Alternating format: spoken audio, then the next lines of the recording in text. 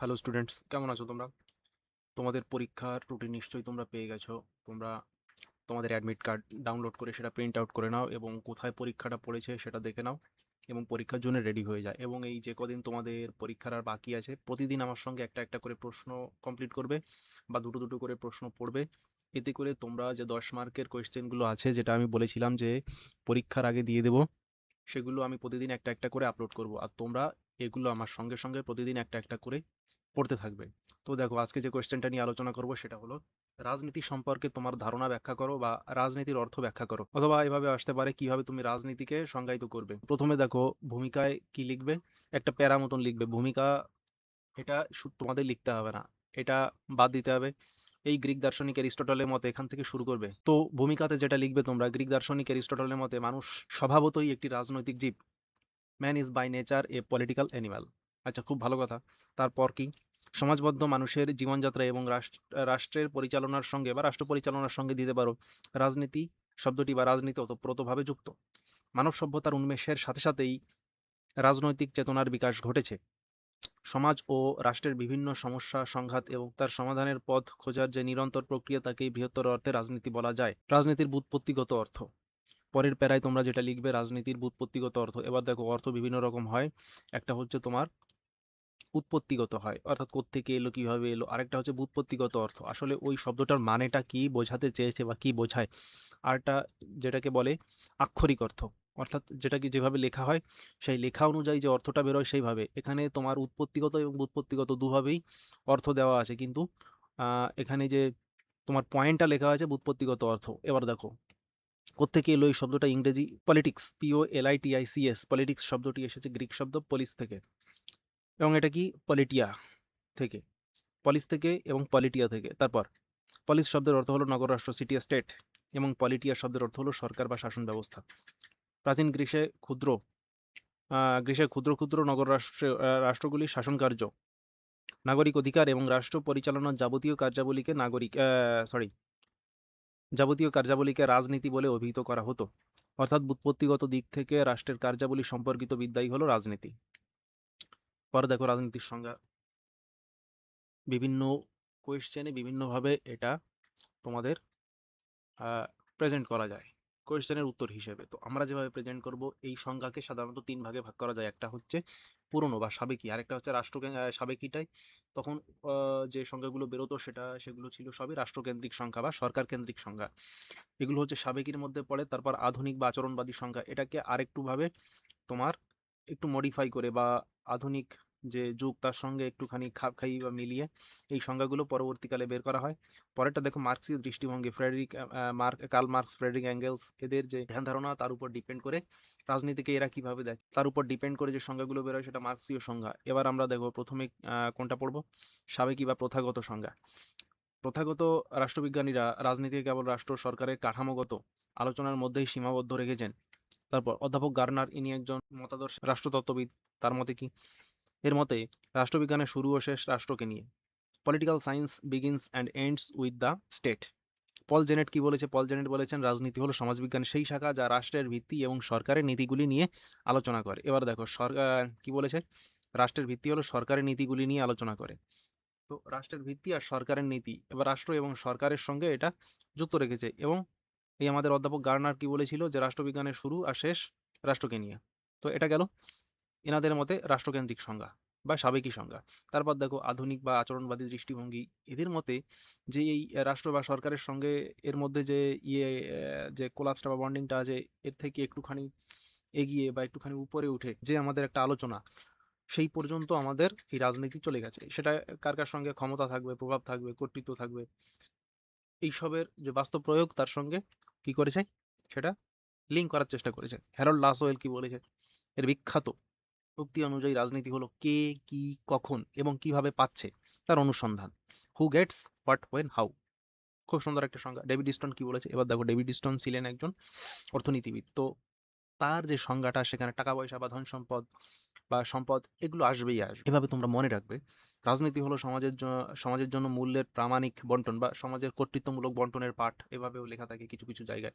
রাজনীতি হলো সমাজের কর্তৃত্বমূলক বন্টনের পাঠ বা মূল্যের প্রামাণিক বন্টন, মানে প্রমাণ সহকারে যে বন্টন বা ভাগ করা আর কি। Authoritative allocation of values for a society. এবার দেখো পলিটিক্যাল সায়েন্সের বিভিন্ন কম্পিটিটিভ পরীক্ষায় এই ধরনের কোয়েশ্চেন থাকে, তোমরা এই ভার্সনটা মনে রাখবে, authoritative allocation of values for a society. ডাল কি বলেছে রবার্ট ডালের মতে?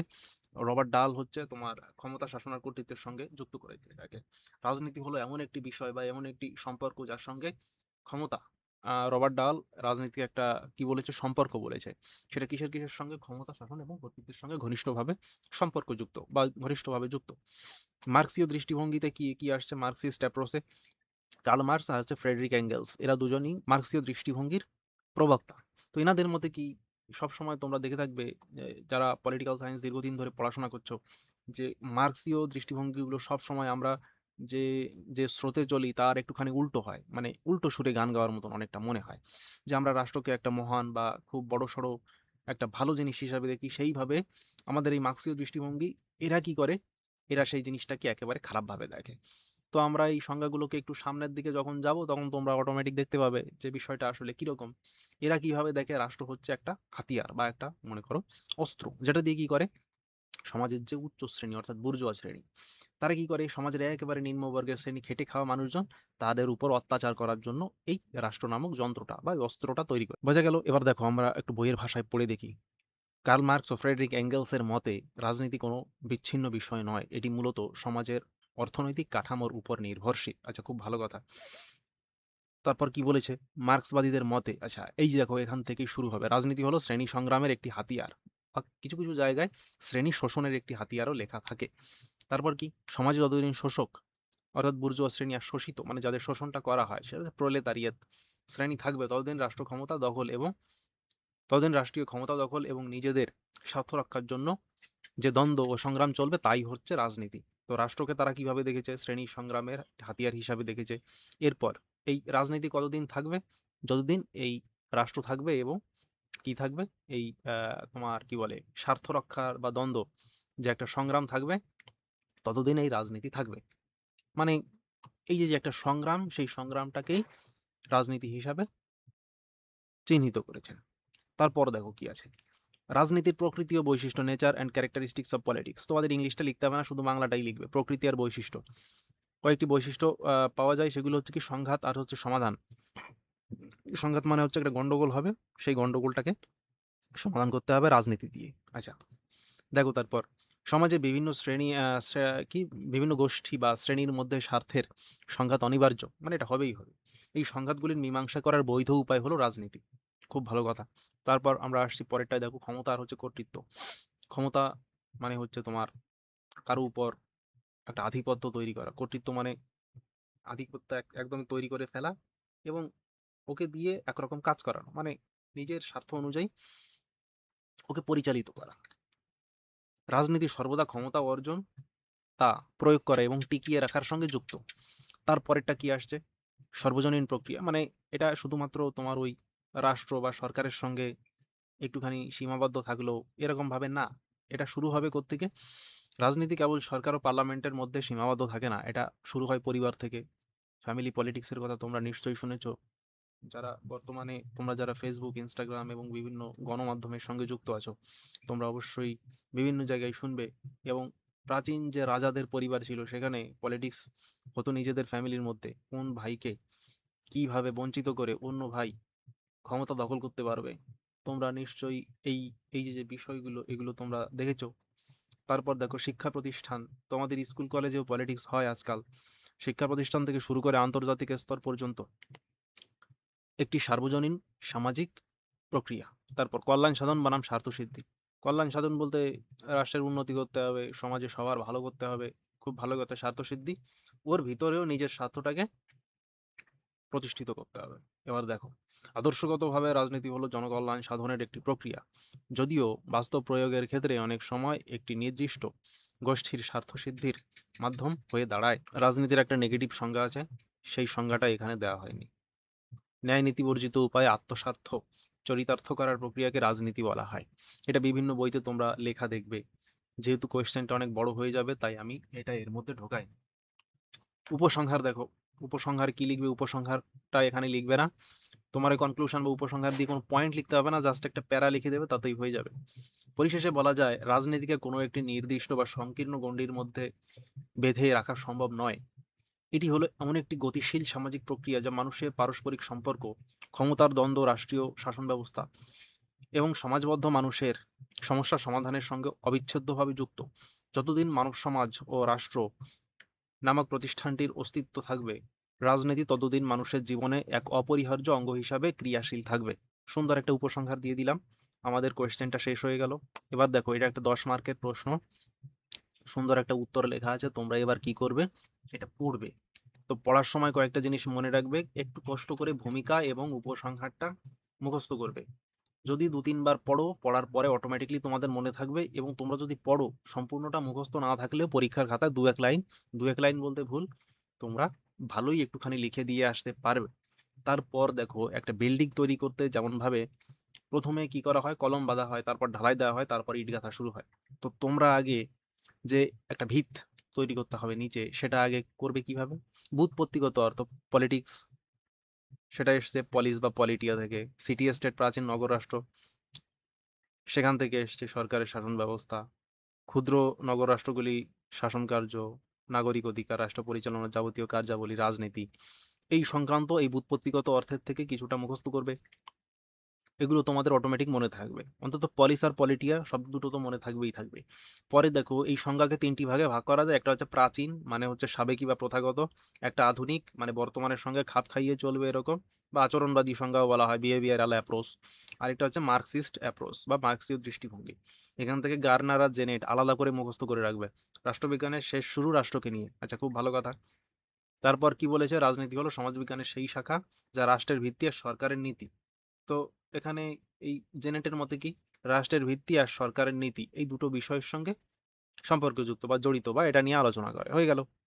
তারপর কি আধুনিক আচরণবাদী দৃষ্টিভঙ্গি, মডার্ন, এখানে হ্যারল্ড লাসওয়েল, ডেভিড স্টোন আর রবার্ট ডাল। এবার দেখো লাসওয়েল কি বলেছে, কে কি কখন কোথায়, এই যে একটা যে বিষয়টা বলেছে, বিখ্যাত উক্তি, রাজনীতি হলো কে কি কখন কিভাবে পাচ্ছে তার অনুসন্ধান। তো তিনি রাজনীতিকে একটা অনুসন্ধান হিসাবে দেখেছেন, তার একটা অনুসন্ধান বলতে একটা সার্চ বা একটা, তোমার কি বলে, একটা গবেষণা হিসাবে দেখেছেন। তো গবেষণাটা কি? হু গেটস, কে পায়, কিভাবে পায়, হট মানে কি পায়, হোয়েন কখন পায়, হাউ কিভাবে পায়, এই কয়েকটা। এটা একটা পিকুলিয়ার সংজ্ঞা মনে করো, একটুখানি অন্যরকম, খুব ভালো কথা। ডেভিড স্টোন, মনে রাখবে ইনি কিন্তু রাজনীতিবিদের থেকে বেশি একজন অর্থনীতিবিদ, অর্থাৎ রাষ্ট্রতত্ত্ববিদের থেকে একটু আলাদা, ইনি হচ্ছেন অর্থনীতিবিদ। তো এনার সঙ্গে কি থাকবে? টাকা পয়সা সম্পদ জড়িত থাকবে। টাকা পয়সা সম্পদ একই জিনিস মনে করো। তো এই সম্পদটা কি করতে হবে? এটা ভাগ করতে হবে, সেটা কর্তৃত্বমূলক বন্টনের পার্ট বা মূল্যের প্রামাণিক বন্টন, authoritative allocation of values for the for a society. অর্থাৎ সমাজে সীমিত সম্পদ, আমাদের সমাজে এসব রিসোর্সেস আছে। জানো যে আমাদের দেশে প্রত্যেকবার একটা বাজেট তৈরি করা হয়, এবং বাজেট তৈরি করার সময় কখনোই শুনবে না যে আমাদের দেশে টাকা পয়সার অভাব নেই, প্রচুর টাকা পয়সা আছে, কিন্তু সরকার কোন খাতে খরচ করবে সেটা নিয়ে সরকার খুব চিন্তায় আছে। তোমরা বরং এর উল্টোটা দেখবে, যে টাকা পয়সা বাজেটে হচ্ছে না, এখান থেকে কমিয়ে ওখানে দিচ্ছে, ওখান থেকে কমিয়ে ওখানে দিচ্ছে। তো সম্পদ এমন একটা ব্যাপার যেটা হচ্ছে তোমার কখনোই এক্সেসিভ বা অনেক বেশি যায় না, সব সময়ের একটা অভাব অভাব থাকেই থাকে। তো আমরা, আমাদের দেশ, আমাদের ফ্যামিলি, আমরা পার্সোনাল ভাবে সবসময় অভাবের মধ্যে থাকি।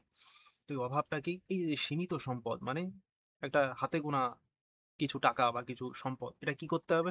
এটা বন্টন করতে হবে, মানে তোমার জনগণদের মধ্যে ভাগ করতে হবে। যে আমি এয়ারপোর্ট বানাতে কত খরচ করব, তারপর রাস্তা বানাতে কত খরচ করব, আর ফুটপাতের যে গলি গলি গলি ছোট রাস্তা আছে সেগুলো বানাতে কত খরচ করব। এরপর তোমাদের বেকার ভাতা আছে, তারপর লক্ষ্মীর ভান্ডার আছে, এই সবের যে টাকা পয়সাগুলো আছে এখানেই বা কত দেব।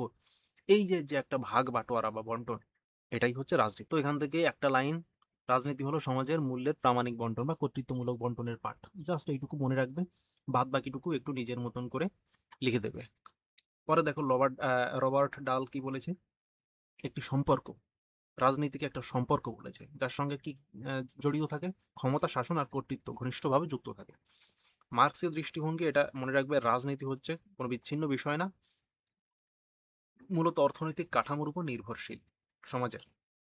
এরপর রাজনীতি শ্রেণী সংগ্রামের একটা হাতিয়ার, এই কথাটা তোমাদের লিখতেই হবে, এটা মনে রাখবে যে রাষ্ট্র হচ্ছে একটা অস্ত্র বা একটা যন্ত্র যেটা কি করে শ্রেণী সংগ্রামের হাতিয়ার, যেটার মাধ্যমে আহ, রাজনীতি হলো শ্রেণী সংগ্রামের হাতিয়ার।